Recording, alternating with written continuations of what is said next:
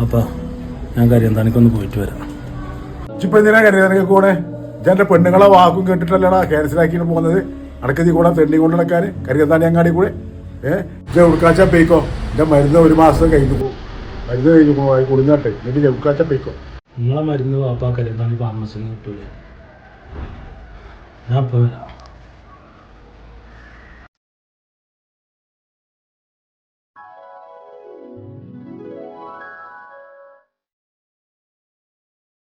ആരാ കുട്ടിയെ ഈ മരുന്നിന്റെ പൈസ ഒക്കെ തരുന്നേ? അതൊക്കെ മാസം മാസം ഒരാൾ വന്നിട്ടേ പൈസ തരുന്നുണ്ട് അല്ലേ? അത്തനാജ് അസ്സലാമലൈക്കും. എവിടുന്ന പോയിരുന്നു? എന്താ എന്റെ കുടിയത്തെ വർത്താനൊക്കെ? ചെറുക്കന്മാർക്കൊക്കെ സുഖല്ലേ? എന്താ കുടിയത്തെ വർത്താനൊക്കെ വളരെ മോശമാണ്. വലിയ കേസിലാക്കി പോന്നു. ഓനോന്റെ പെണ്ണുങ്ങളെ വർത്താനം കേട്ടിട്ട് ഓൻ ഇപ്പൊ തന്നെ കേസിലേക്ക് പോകേണ്ട ഒരു ആവശ്യമുണ്ടാവില്ല. ചെറിയുള്ള ആള് വലിയ കുഴപ്പമില്ല അങ്ങനെ പോകും. ബുദ്ധിമുട്ടും പാരാതകളും രോഗങ്ങളൊക്കെ മനുഷ്യന് വരുന്നതന്നെയല്ലേ, തടുക്കാൻ പറ്റുമല്ലോ. കുറച്ചോ തരുന്നതല്ലേ. എന്താ ചെയ്യാ? ഒക്കെ ശരിയാവും. എന്താ ചെയ്യാനാ? മക്കളെ കഥകൾ അങ്ങനെ തന്നെയാണ്. ശരിയാവും ഇൻഷാ അല്ലാഹ്. ഇതെന്താ ഈ മാസം മരുന്നെന്താ വാങ്ങാത്തെ? എൻ്റെ മരുന്നൊക്കെ വാങ്ങാം, കുഴപ്പമില്ല. വാപ്പാൻ്റെ മരുന്ന് മുടക്കരുത്.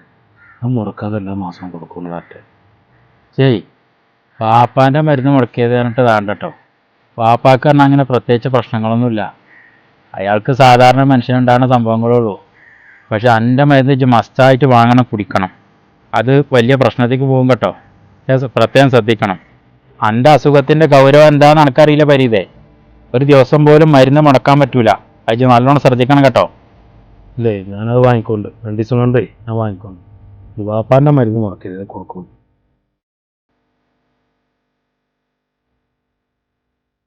കുട്ടിയെ ഞാൻ മരുന്ന് എത്തിക്കാം. കാക്കാ, നിങ്ങൾക്ക് ഇനി എനിക്ക് മരുന്ന് തരാൻ കഴിയില്ല. കാരണം എന്താ വെച്ചാൽ എനിക്ക് മരുന്ന് തരാൻ പൈസ തന്നിരുന്ന ആള് മരിച്ചു.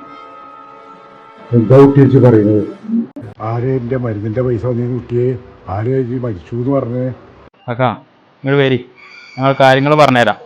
നിങ്ങൾക്ക് മരുന്നിനുള്ള പൈസ തന്നിരുന്നതും ഞാൻ മരിച്ചു എന്ന് പറഞ്ഞതും അത് രണ്ടും ഒരാളാ. അത് നിങ്ങളെ മകൻ തന്നെയാണ്.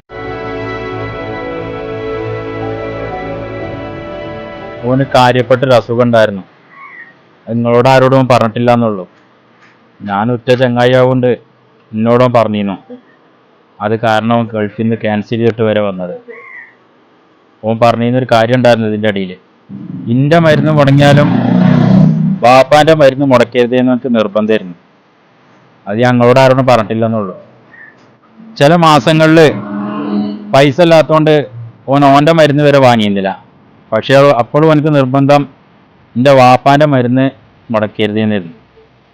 സത്യത്തിൽ മരുന്ന് കണ്ടിന്യൂ കുടിക്കാത്തതുകൊണ്ടാണ് അവസാനം അവനക്ക് മരണത്തിന് കീഴടങ്ങേണ്ടി വന്നത്. എന്താപ്പം ചെയ്യണു?